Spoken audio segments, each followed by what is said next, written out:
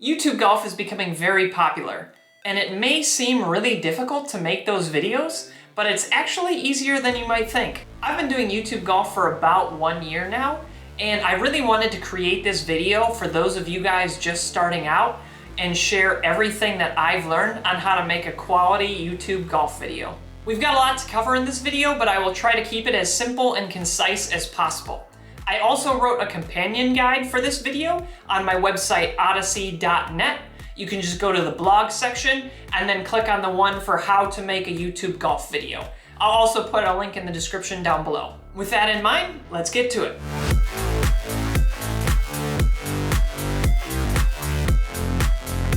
I'm going to break this video up into two portions: how to film the golf YouTube video and how to edit the video.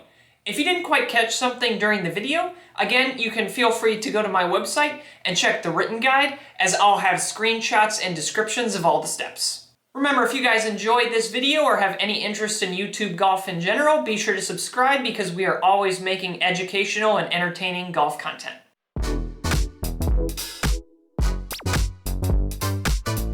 The filming portion of the video will usually take about 4 to 5 hours, but first let's run through some equipment that you'll need to get started. The first piece of equipment we need is a phone or a camera to actually start filming the videos. I actually prefer starting out with the phone because I knew nothing about cameras when I started, and trying to fiddle with all the settings just proved to be another procrastination tool preventing me from getting out there and getting started. It's actually much easier to start out using your phone because all you have to do is set it and press record. And in a later step, when we're adding the shot tracers using the Shot Tracer app, it'll be very convenient that the videos are already stored on our phone. The next piece of equipment we need is a microphone. Now, if you're just starting out or if you're just using your phone to record, this isn't totally necessary, but I find it to be a useful piece of hardware because when we're recording outside, there's a lot of wind and noise. And if we have the microphone, it'll help to remove all that noise in the recorded video. If you guys decide to use a microphone and you're recording with your phone, one very important piece of information to know is modern phones don't have the aux port anymore. So what you need to do is you need to get a USB-C to aux port adapter so that you can connect your microphone to your phone. But you have to be very careful, as most phones have trouble registering the sound from this adapter. So if you choose to go this route, make sure that you test that it works before you record 4 or 5 hours of video, only to find out that the audio is lost. If you already have a camera that you're going to be using, you can use a more traditional microphone setup. Here you can see we have our more traditional microphone apparatus and setup. So we have two key components. We have a transmitter and a receiver. The transmitter is the one that gets connected to the microphone and gets attached to your body. And the receiver is the one that gets connected to the camera with the aux cable and will receive the sound that's being sent from your microphone. A good tip that I found if you're using this setup is some cameras have trouble recognizing the audio or aux cable that has the 3 lines on it. I don't know the technical term for this, but I found that when I plugged in the one with the 3 black lines, my camera wasn't registering the audio. But as soon as I used the aux cable version that had 2 black lines, my camera was able to pick it up perfectly. So if you guys end up buying a camera and have this similar issue, I would just try using the different cable that probably comes with your microphone setup kit. The next piece of hardware you guys are going to want is an external power bank or some extra batteries. It takes 4 to 5 hours to film a round of golf, and the phone or the camera's battery will definitely be drained in that time, especially with how hot it gets outside. So if you guys are recording using your phone, I recommend getting a large external power bank that you can plug your phone into to make sure you have enough battery throughout the entire round. The same goes for if you're using a camera. I find it typically takes about 4 batteries to last 5 hours of straight filming. So I'll buy 3 extra off of Amazon so that I have 4 throughout the entire round. The next piece of hardware we need is tripods and mounting hardware. Pretty much all cameras and tripods will have a standard size for the screw and threading, so you don't have to worry about any special attachments for that. But if you guys are using your phone, you can get a simple attachment that looks like this that will have the same threading size and is just expandable to slot your phone into. Now there are a couple different styles of tripods that serve different purposes, and you may want to get a different one depending on how you like to film. The first one we have is more of the handheld style with some controller buttons. This one I don't really recommend for golf videos because you have to hold it, and it's better for like a cart cam or like a vlog style.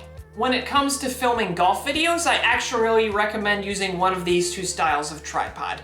So the first thing I discovered when I tried to film a golf video is I bought a cheap plastic tripod off of Amazon, and on the first hole a wind gust blew and knocked my phone into the mud. So I would highly recommend getting a heavy durable metal tripod if you guys are going to be filming that way, because you can make sure that this is going to be nice and sturdy and not fall over when you set it up behind you to film and make good shots for the shot tracer.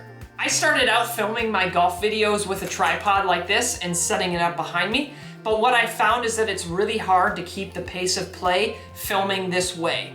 We aren't all Rick Shields or Good where we can book out an entire tee time or a whole slot and have a film crew following us around to film the golf rounds. So what I actually recommend doing is getting a smaller flexible tripod like this that you can either wrap around the cart, or in my case, I walk the golf course and I use a push cart, and I'll just strap this one onto the handle of the push cart, and then that way I can just easily walk up to my shot and press play while I'm grabbing my club, and then immediately carry on and walk to the next shot. I found that it's much easier and much more convenient to keep the pace of play just having the camera on the push cart itself than having to carry this extra hardware and set up and stand up the tripod in between each shot. I like to walk the course when I play golf, so this option is the best for me. But if you guys are taking a cart, you probably can get away with doing the full tripod version. One thing I'll say though, is if you guys are busting out a camera and a tripod on a public golf course, you better be ready to handle the pressure, because I guarantee you the second you break this bad boy out, everyone is gonna be staring at you and your shot. The last piece of hardware we'll need is a powerful computer to do the editing.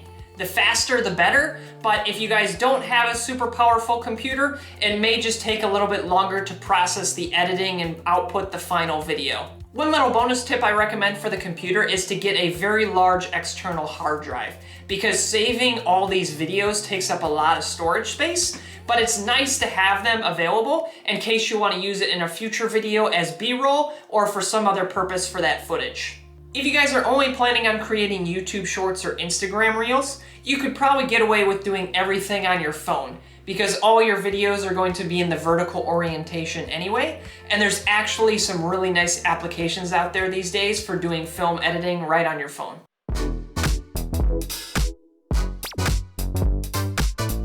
To start editing our videos, we're going to need a couple pieces of software.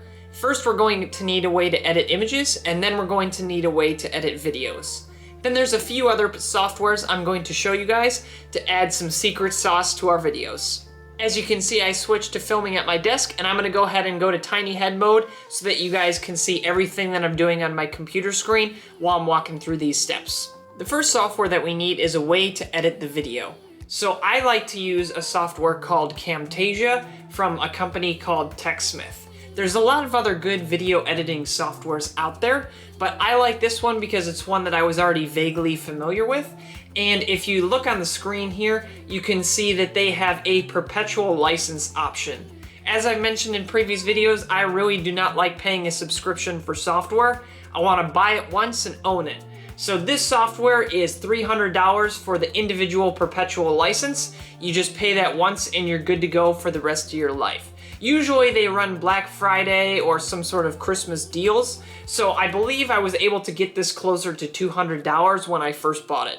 I'll go ahead and open this software up so you guys can see what the actual video editing process looks like. So here's the actual video that I'm making right now, and everything is pretty much, you can drag and drop it into the timeline or from the library on the right here, and then double click on anything that you want to edit. It's got a bunch of settings windows here. So there's a bunch of tutorials out there for this type of software. I'm not gonna go into that. Oh, that's a lovely picture of my face there, but that you can just find other online resources for. But basically, this is the type of software that you need to do the video editing. The second core piece of software we need is a way to edit images. We want to be able to make those nice stylized banners and overlays like you imagine when you see on the PGA Tour that have the yardages, your current score, all that information. So we want to be able to make our nice customized ones for ourselves. So we need software to be able to do that. Now, the one that you're most probably familiar with is Adobe Photoshop. And as I said before, I really do not like paying subscriptions for softwares. I want to buy it once and I want to own it. So one software that I actually already had was called Clip Studio Paint. So I originally bought this software a long time ago when I was a kid with the intention of drawing comics or manga. So I'd still like to do that as some sort of yearly challenge myself to get really good at drawing and make a comic. So those of you guys on this channel, stick around because I'm sure in years in the future, I'm going to make that as a yearly challenge for myself as part of kind of the theme of the channel, always trying stuff new. So hold me to that. But you can see this software here, Clip Studio Paint, we got the one-time perpetual license. So my favorite words, buy it once and own it. So if we go to the buy section, we can see that this is just a $54 one-time purchase. Versus if we go to Adobe Photoshop, we can see our only options are these monthly pricing plans. No likey. So now let's go ahead and go into the software so you guys can see that all the features of Clip Studio Paint is just as good as what you're gonna find in Photoshop. Here you can see this is what the software looks like, and it's pretty much got the whole suite of powerful tools that you'd see in Photoshop. So brushes, layers, all these sort of editing tools. Again, I'm not going to go deeply into this. This video is not a tutorial on how to use all these advanced softwares. I'm just briefly covering what you guys need and what it can do.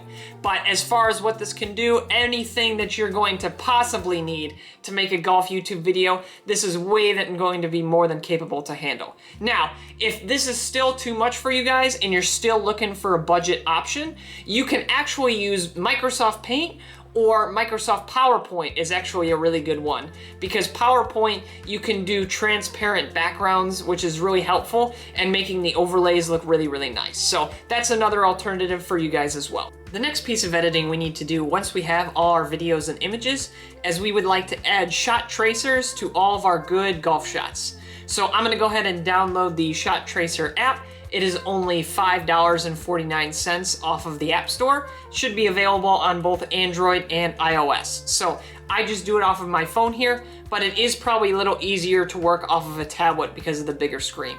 Here you can see very simple interface. I can record shots directly, or I can go to my gallery to videos that I already have. So I'll go ahead and open that up. And here you can see I got a bunch of golf swings and some pictures of some beef there. So we can just go ahead and select a video and then click add, and then go ahead and adjust all of these settings. So most of the time it will get it automatically the correct shot, but sometimes it may not pick it up perfectly and you need to manually edit the arc. So again, don't complain because this is just a $5 app off of the App Store, and the fact that it can do so much of the heavy lifting for us is already very convenient. The last piece of software I'll show you guys is our secret sauce. So I am not dedicated to doing this full time, I just do it on the side for fun, but I would still like to have those cool like flyover drone shots that kind of the professional YouTube golfers have. So what I did is I downloaded Google Earth Pro, and then you can go ahead and search the golf course that you just played or the location that you'd like to play. And here you can see I have Oak Grove Country Club pulled up. And what I need to do is I will create a path for it to follow and then set up a camera to do a flyover. So I'll go ahead, I got this hole here, but let's say I wanted to do a new one. I go ahead and click to add this new path, and then I can name it whatever I want, sample path here. And then let's go ahead and draw it on the golf course and add a little bit of an arc, and then go ahead and click OK. And now what I'm going to do is go ahead and click this button here, and then it's gonna go ahead and create a flyover video. And I'm just gonna uncheck this to get rid of the line, and then we'll give it a second here, and then you can see it's gonna go ahead and move along that path. So this is a good super budget alternative as a way to create those cool flyover shots before each hole. I like to add this in as just a little bit of that extra secret sauce, push the video over the top. So hopefully you guys enjoyed that kind of extra tip there. So that pretty much covers all the software products that we're going to need to create this video. Now let's just quickly run through the order of operations of what you should do first and how long each process is going to take, just so you guys have a reference point when trying to create one of these videos. The first thing I'll do is I'll usually take the videos and I'll add in the shot tracers. So this will usually take me about 2 hours. It's very easy if the videos are already on my phone, but since I started using the camera, I have to transfer the videos to my PC, which takes about a half hour, and then the videos where I'm going to add the shot tracer, I will add to my phone and then add the shot tracer and bring them back over to my PC. Now I could speed this process up by getting the pro version of the shot tracer app on the PC, but I'm not at a point where I'm doing this full time that's really necessary for me. The next step is to use Clip Studio Paint to make the scorecards. So this will usually take me about 20 to 30 minutes, as once I have the template created, it's just a matter of changing some of the numbers, like from first hole to second hole, 350 yards to 500 yards, and so on. The next thing I'll do is I'll make the Google Earth flyovers. This takes about 1 to 2 hours, and what I'll do is I'll do all 18 holes at once. I'll map out the hole, create the path, create the flyover, and then Camtasia has a screen recording tool where, just like I was showing you guys, I can record what's happening on my screen, so I'll make a nice little snippet of that flyover as the video. Next, I'll do all the actual core video editing that needs to be done, so dragging everything into the Camtasia software, doing all the editing, adjusting the sound, clipping everything together, adding the overlays, all the work that needs to be done to edit the video. So that process will usually take me about 6 to 8 hours to create a whole final video. The last thing I'll do is, most of my video has the microphone audio like I showed you guys, but sometimes I like to add a voiceover or some commentary. So I'll go through and do that as the last step to anywhere that's kind of missing gaps in audio or additional things I'd like to add. And that kind of final audit commentary process will usually take about 1 more hour. Lastly, if you are creating this for YouTube, you're going to want to make a thumbnail and a description for the video. Now, I'm not going to go through that here, but I would definitely spend a lot of time making sure that these are high quality, and that's very important in factoring into the YouTube algorithm. Now that all that's done, let's go ahead and take a look at some final product. Hole number 7, par 5, 514 yards. Another pretty straight one right down the middle, and that should put us in pretty good position here. Now, this shot I was just going for just a layup because it's still pretty far out, but came in and caught that as a little bit of a thin slice, so not the ideal shot, but not totally punished since we were just laying up anyway. Third shot here, nice and straight, perfect line of where we were aiming, just a little bit short on the distance. That pretty much does it for the instructional part of this video. To leave you guys with one final message, if you actually are truly interested in starting a YouTube channel, my best advice to you is to just get out there and start creating videos. You're probably going to have some sort of fear or some sort of anxiety about filming and putting it out there, but truly the best way to learn on YouTube is to just get out there, try it, and then continue to iterate and improve from each video. That's all I'll leave you guys with for today. If you guys enjoyed the video or found it helpful, be sure to like and subscribe. It greatly helps the channel and I much appreciate it. If you have any questions, feel free to leave them down below, or of course you can check my website, odyssey.net. As always, thank you guys for watching, and I look forward to seeing you out on the course.